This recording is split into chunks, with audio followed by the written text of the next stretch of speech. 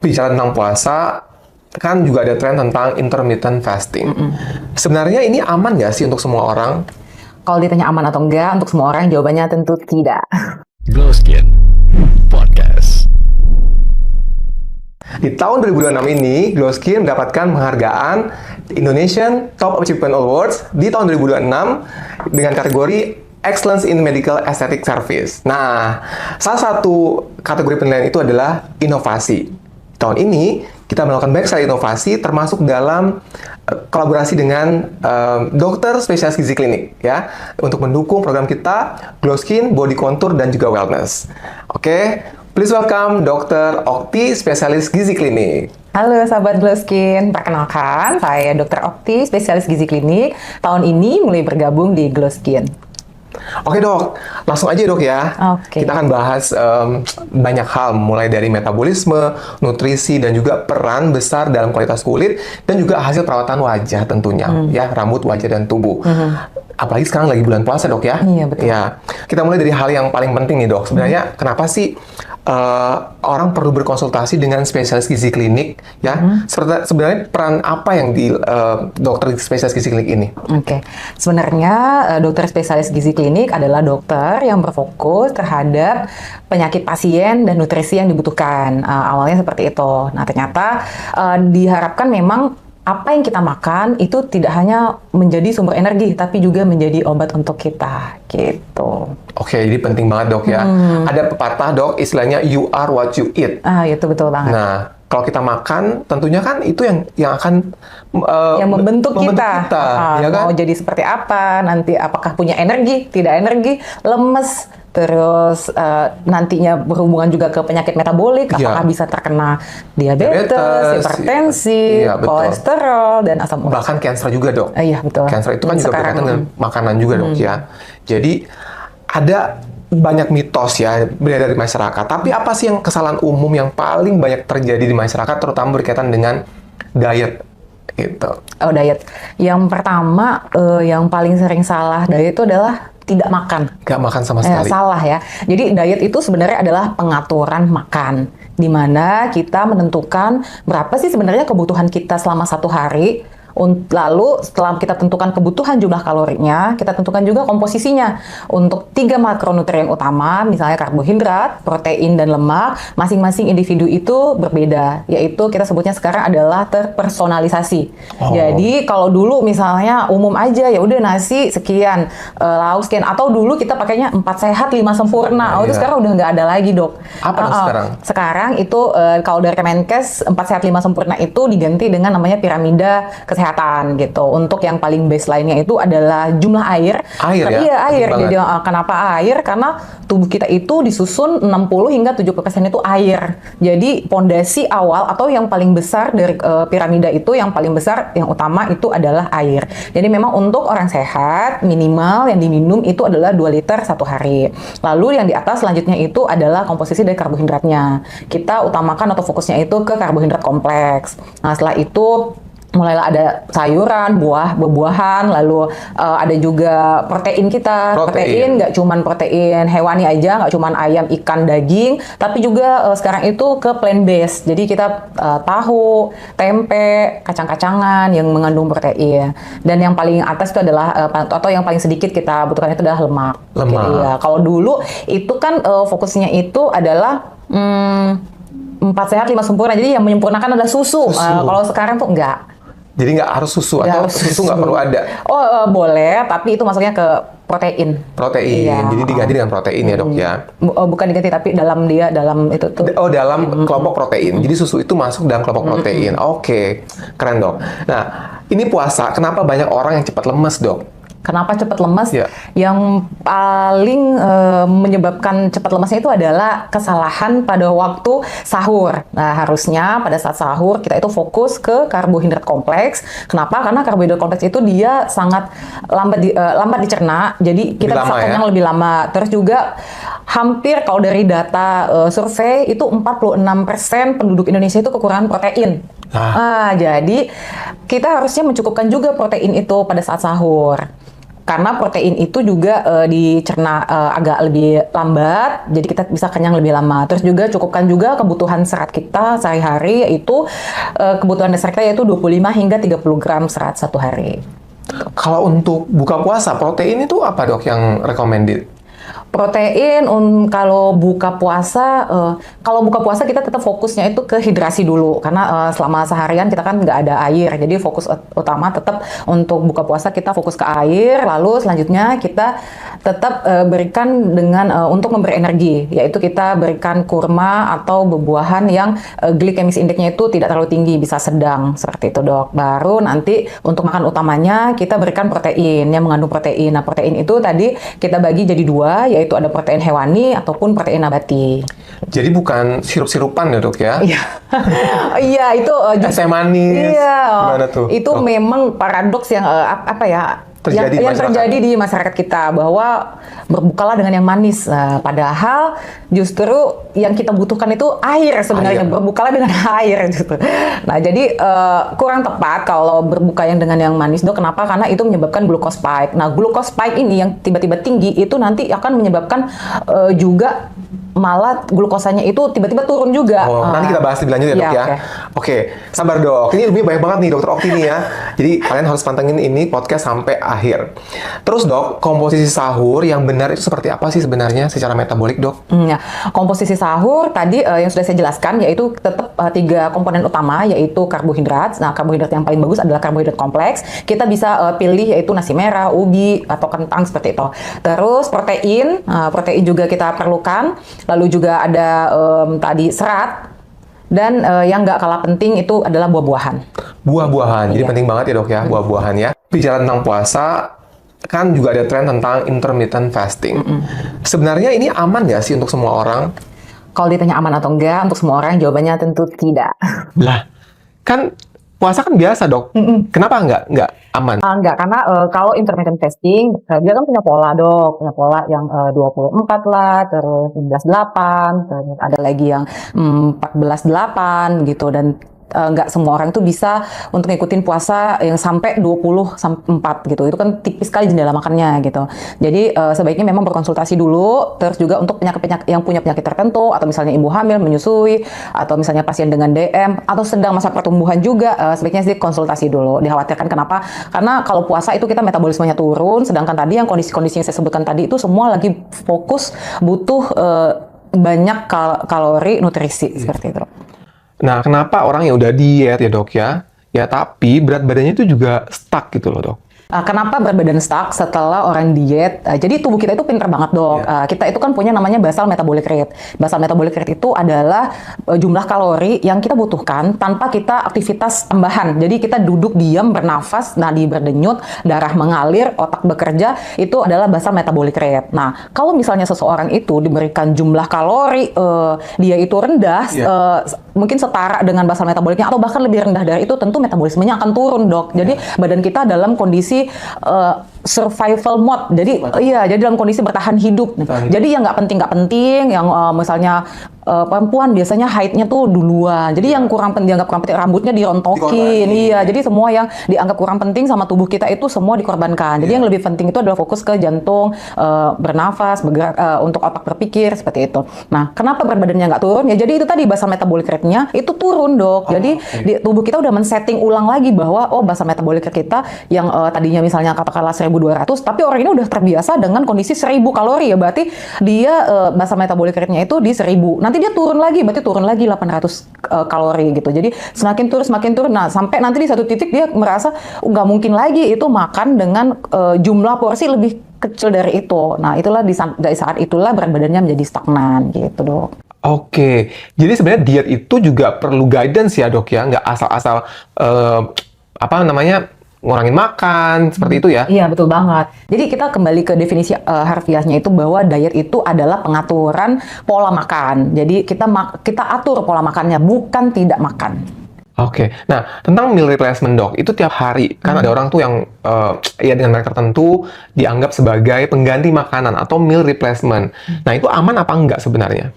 Kalau dibilang aman atau enggak, tentunya sebenarnya kita sudah ada badan ini sendiri ya di Indonesia yang untuk memeriksa itu aman atau tidak. Itu satu. Yang kedua, apakah itu bisa dipakai orang Jangka panjang? untuk semua orang? Tentu juga tidak, karena kan orang punya kondisi metabolik yang beda-beda. Terus, apakah bisa di jangka panjang? Sampai saat ini itu belum ada penelitian jangka panjangnya. Yang saya tahu itu hanya boleh dipakai untuk jangka pendek atau jangka menengah, begitu aja sih dok. Jadi tetap harus kita kembali ke makanan real food kita. Makan beneran Gitu, ya. Iya. Nah, makanya penting banget untuk konsultasi dengan dokter spesialis gizi klinik, karena akan dibantu nih, nggak perlu buang-buang uang untuk beli makanan pengganti atau meal replacement yang mahal-mahal, cukup dengan makan yang bener-bener di rumah nih, ya. Iya, betul. Nah, apakah dok dengan makan nasi itu bener-bener bisa bikin gemuk? Karena orang tuh selalu yang, udah deh, aku nggak mau nasi putih. Kasihan dong petani-petani kita, nggak ada yang makan nasi putih, ya kan? Iya, ini sebenarnya pertanyaan tuh kayaknya udah jutaan orang selalu tanya gitu, kayak, dok bener nggak sih nasi putih itu? Jadi faktanya ya, ada sebuah daerah di Jepang namanya Okinawa, itu adalah daerah yang penduduknya itu berumur panjang dan mereka tuh makan nasi putih loh gitu, dan mereka itu sehat dalam kondisi sehat. Jadi yang salah itu sebenarnya bukan nasi putihnya dok, tapi berapa banyak nasi yang kita makan dan pendampingnya ini apa yang kita makan gitu, surplus kalori kah atau memang sebenarnya cukup begitu komposisinya. Makanya datang ke dokter gizi biar nanti diaturkan. Nah, biar lebih tahu ya, jangan-jangan makannya nasi putih, tapi diambil dengan gorengan, ya kan? Gitu. Yang makan berminyak seperti itu ya dok ya. Terus juga ada tren tentang gula aren, ya kan, kopi pakai gula aren. Sebenarnya dibandingkan dengan gula putih dok, itu benar-benar berbeda nggak? Apakah lebih baik gula aren atau beda? Ada dampaknya nggak sih sebenarnya? Oke, ini sebenarnya kita kalau secara kalori, gula merah dan gula putih itu hampir sama kalorinya, tapi memang lebih tinggi gula putih. Cuman kalau secara isi, nah gula putih ini kan melewati yang namanya disebut gula refinasi. Jadi dia itu dimurnikan dok. Jadi yang ada itu hanya gula saja. Sementara kalau gula aren itu masih ada kandungan karbohidratnya, mineral-mineralnya seperti itu dok. Oke. Tapi sebenarnya dari segi kalori sama aja. Kurang lebih sama, tapi memang sedikit lebih tinggi yang putih. Ah, Tapi baik. kurang lebih sama. Jadi bukan yang 150, yang 100 Ya. gitu. Hampir sama, iya, hampir sama. Tetap harus dibatasi juga dok Iya, ya. tetap harus dibatasi jumlahnya. Jadi walaupun dengan klaim lebih alami, tapi kalau jumlahnya juga berlebihan sama aja. Sama aja ya. Oke. Kenapa berat badan itu saat kita puasa nih dok ya? Orang-orang tuh cenderung pada naik berat badan nih dok. Padahal kan puasa. Iya, paradoksnya harusnya ya dengan jumlah jendela makan yang menyempit, seharusnya yang kita makan itu sedikit. Tapi ternyata kesalahan ini terjadi mulai dari kita buka mulut pada saat buka puasa. Jadi apalagi di kita sudah ada tagline dok, berbukalah dengan yang manis. Nah ini nih yang bahaya.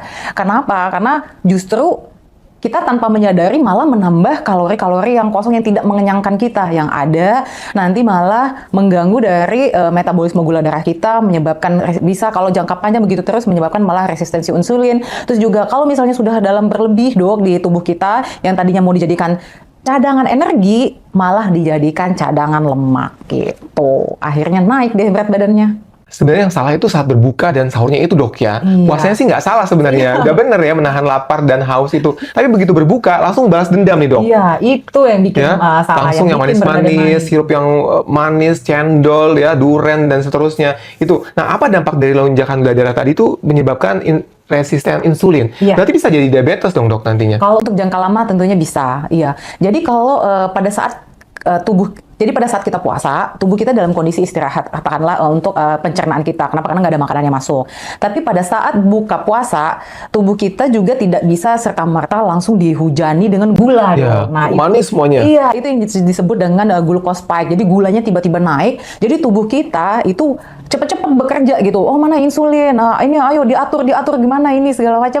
Yang ada pada akhirnya malah membuat itu namanya sebutnya sugar crash, dok. Jadi tubuh kita juga bekerja cepat untuk cepat-cepat menurunkan yang tinggi tadi gitu.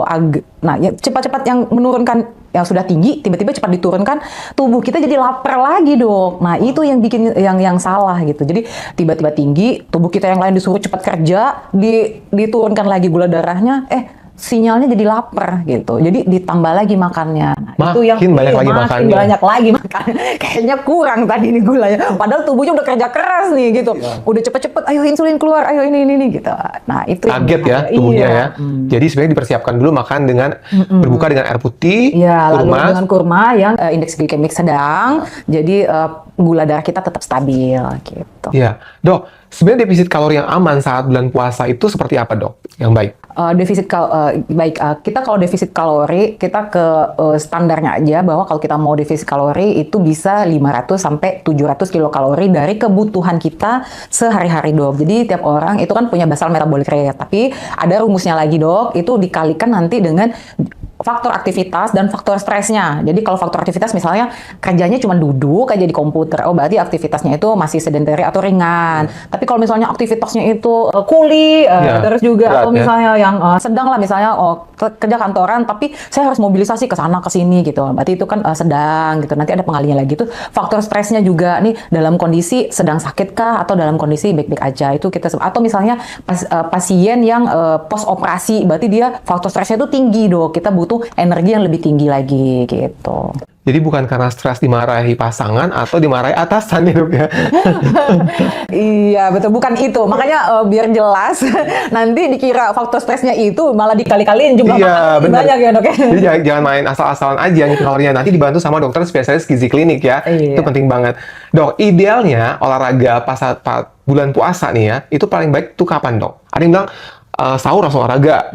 Atau kapan, dok? Atau pas buka puasa atau gimana? Oke, sebenarnya kita kembali ke tujuannya. Kalau tujuannya itu adalah fat loss, dok, kita mau membumi hangus, kalau nggak jangan semua ya, masih kita tetap perlu lemak. Misalnya kita tujuannya tuh fat loss, mengurangi lemak, dok, berarti kita yang paling baik itu waktunya itu adalah kurang lebih 1 jam sebelum berbuka. Kenapa? Karena selama seharian, jadi cadangan gula kita atau glikogen kita udah habis terpakai. Jadi selanjutnya yang dipakai menjadi energi itu adalah lemak. Nah, jadi lemak kita yang dipakai, itulah yang membuat kita bisa menjadi fat loss gitu, dok. Oke, nah kalau misalkan cuma untuk lebih fit, dok, misalkan. Bisa juga misalnya dalam setelah sahur. Setelah Tapi tidak boleh langsung setelah sahur, mungkin 2 jam setelah sahur. Jadi, Jalan misalkan kayak gitu ya? Bisa jalan atau power walk. Jadi bukan yang lari gitu dengan intensitas sedang tinggi, yang mana nanti malah bikin kita haus.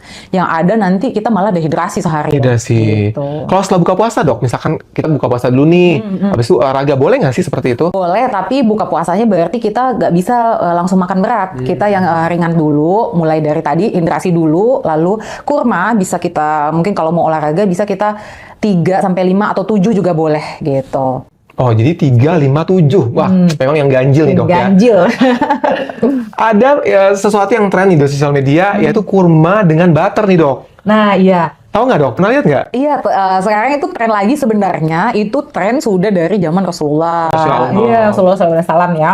Nah, jadi kurma itu ada memang yang indeks glikemik tinggi, tapi ada juga yang dia umumnya itu adalah glikemik sedang. Kalau misalnya dicampur dengan butter, kurma yang dipanasin butter gitu kan, dok? ya, kurma yang dikasih agak banyak sih saya lihat, dok, butternya itu.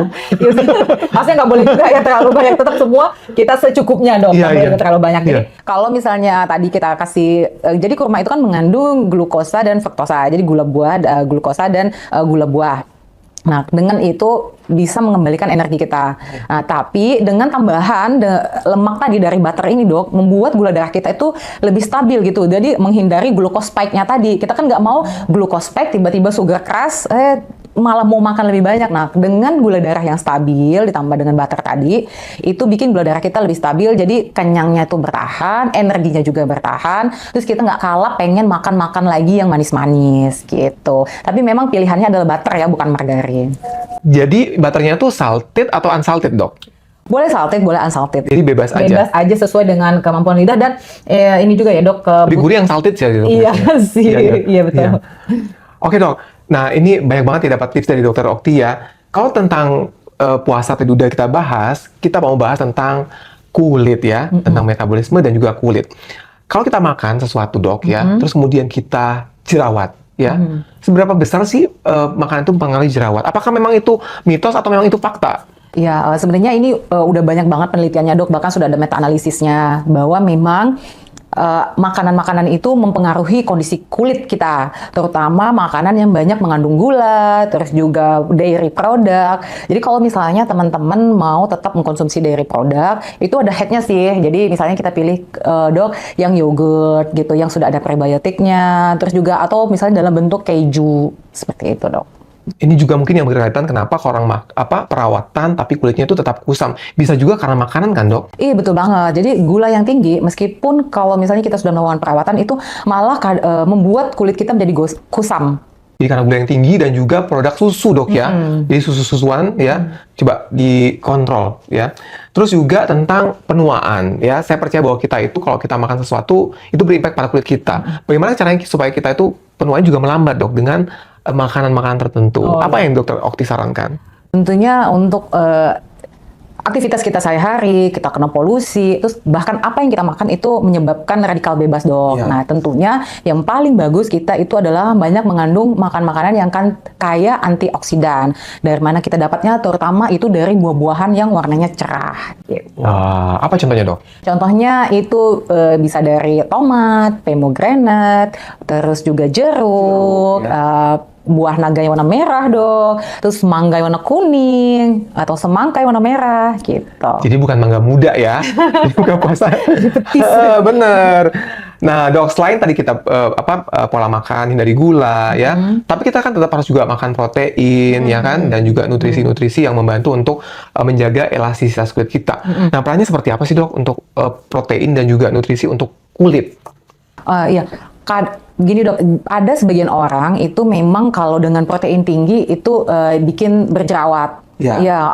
Nah, memang ada hormon atau orang tertentu yang dia itu Androgen ya, androgennya jadi naik ya. yang tinggi Iya. gitu, sehingga tidak cocok dengan tadi protein tinggi. Nah, itu kita bisa siasati dengan plant based dok. Plant based. Iya, plant based. Jadi kita bisa ganti dengan protein seperti tahu, tempe, atau yang basic-basicnya itu kedelai, kacang hijau. Oh, jadi dari plain ya, dari tumbuh-tumbuhan ya.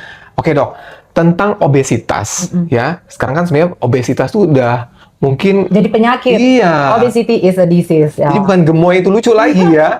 Dan fenomena yang terjadi dok, itu bahkan dari anak-anak sudah obes gitu loh dok. Dan berlanjut sampai ke remaja bahkan dewasa.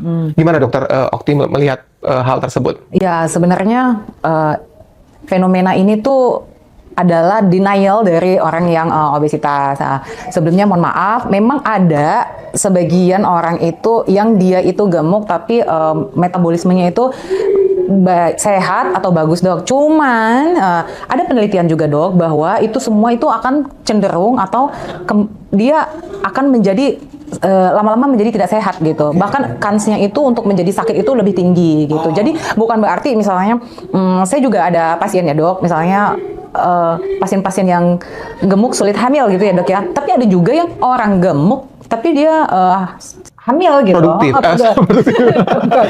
Maksudnya itu dia gampang aja hamil. Nah, tapi itu dok, dia akan Mempengaruhi ya? kans untuk menjadi penyakit itu lebih tinggi gitu. Jadi lagi sehat ini ya dirawat. Mari kita ubah yang tadinya obes menjadi tidak obes gitu. Jadi bahkan untuk anak-anak pun dok, kalau dia dari obes dari kecil umumnya, ya, kalau saya punya pasien itu rata-rata tuh bentuk tungkainya itu berubah dok.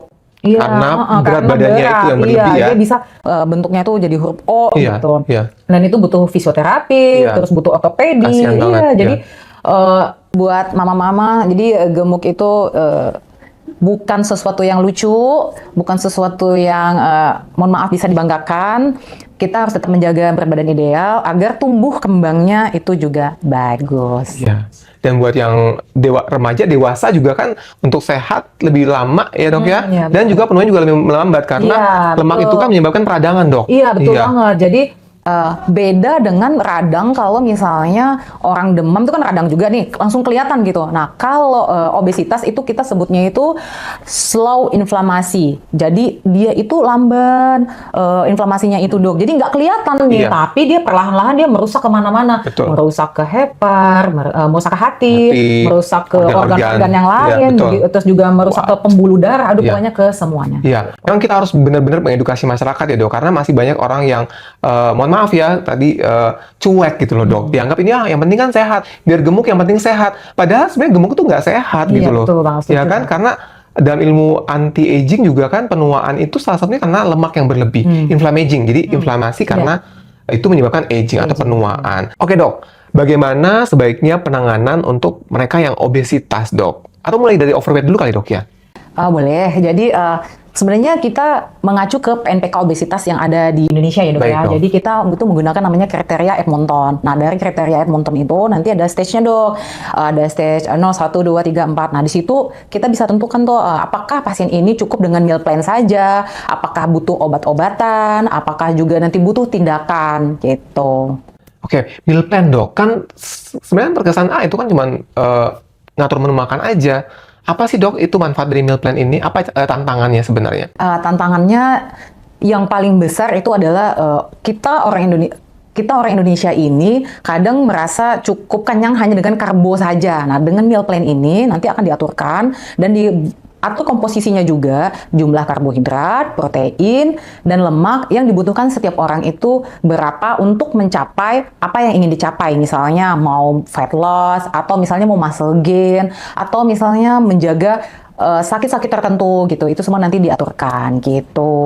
Oke, jadi meal plan ini benar-benar spesifik dan individualistik ya dok ya? Betul banget. Nggak semua orang tuh sama. Jadi nggak bisa nih, saya misalkan aku mau lihat, oh teman saya tuh kayak masanya naik nih, aku pinjem deh meal plan-nya, aku copy paste deh. Nggak bisa karena semua itu sangat individual banget gitu. Kapan dibutuhkan untuk obat-obatan dok? Biasanya itu dibutuhkan obat-obatan kalau seandainya memang dari meal plan-nya ini pasien merasa, dok, saya sepertinya belum bisa untuk mengurangi makan makanan yang berminyak. Atau misalnya pasien, dok, sepertinya nafsu makan saya itu terlalu tinggi ya dok ya, gitu. Untuk saat ini bagaimana cara mengendalikannya gitu. Jadi atau misalnya dia memang punya penyakit dok, ya misalnya kolesterolnya terlalu tinggi, jadi kan ada kriteria-kriteria juga dok bahwa dengan nilai segini kita meal plan dulu, dengan nilai segini kita harus kasih obat gitu. Sesuai dengan targetnya, Ya. kemudian juga kondisi yang ada gitu Iya, kan. betul. Jadi kalau misalnya dia memang cukup dengan meal plan, ya udah cukup dengan meal plan, very simple ya dok ya. Tapi tetap nanti harus kontrol lagi karena setiap kondisi itu akan berubah lagi Iya betul. makannya. Dan memang sebaiknya kalau sudah dikasih meal plan ke dokter gizi, kalau bisa sebisa mungkin malah sebenarnya sih datang lagi 2 minggu lagi untuk dicek lagi gitu dok. Oke. Untuk komposisi badannya bagaimana, terus untuk kesesuaian dengan menu, dengan kemampuan untuk melaksanakan dan availabilitas dari makanannya itu di tempatnya ada atau enggak, susah atau enggak. Iya. Nah, terus untuk obat-obatan dok yang diminum atau disuntikan diperlukan tuh seperti apa sih dok? Ya, ada beberapa obat-obatan. Contohnya itu kalau minum itu ada dua obatan yang utama, yaitu appetite suppressant atau menahan nafsu makan. Yang kedua itu adalah fat blocker. Terus kalau suntik itu salah satunya yang umum itu yaitu GLP-1 dok. Yang fungsinya itu selain menstabilkan gula darah, itu juga membuat kita cepat kenyang. Jadi nggak gampang Jadi nafsu lapar, makannya dikit-dikit turun. pengen ngemil, dikit-dikit pengen ngemil gitu ya dok ya. Jadi penting banget untuk konsultasi dengan dokter gizi dulu, apakah kamu butuh apa enggak ya. Terus dok, tentang infus vitamin, kapan sebenarnya kita perlu untuk infus vitamin? Sebenarnya tadi dilihat juga dok, saat ini tuh kita dalam kondisi apa? Kalau seandainya aktivitas kita banyak, makan kita, mohon maaf nih, misalnya hanya nasi, pecel ayam gitu. Berarti kan kalau secara komposisi aja kurang sekali gitu dok. Seratnya nggak ada, proteinnya kurang gitu kan. Sedangkan aktivitas kebanyakan, berarti kita Nggak makan buah, ya berarti kan? kita perlu itu infus Iya. vitamin gitu dok. Oke, baik dok.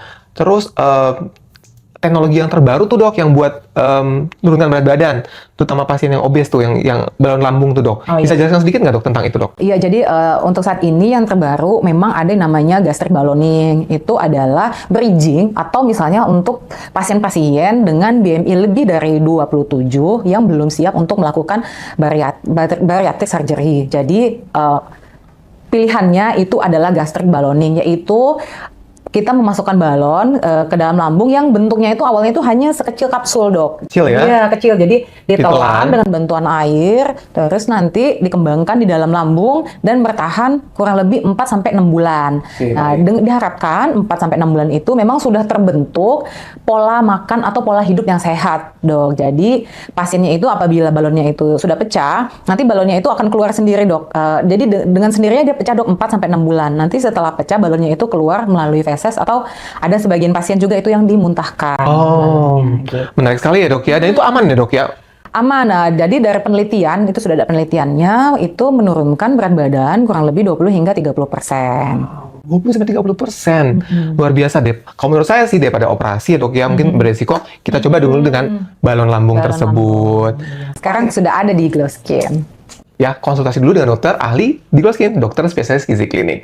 Oke, Dok. Next time kita akan bahas lagi lebih lanjut tentang yang teknologi terbaru itu, Iya. untuk lebih detail ya, karena waktu kita juga terbatas. Oke, saya mau dokter Oktip tentunya kasih take home message nih buat para sahabat Glow Skin di sana. Oke, untuk sahabat Glow Skin, cantik itu nggak cuma dari luar, tapi juga kita harus membuat metabolisme yang sehat untuk tubuh kita.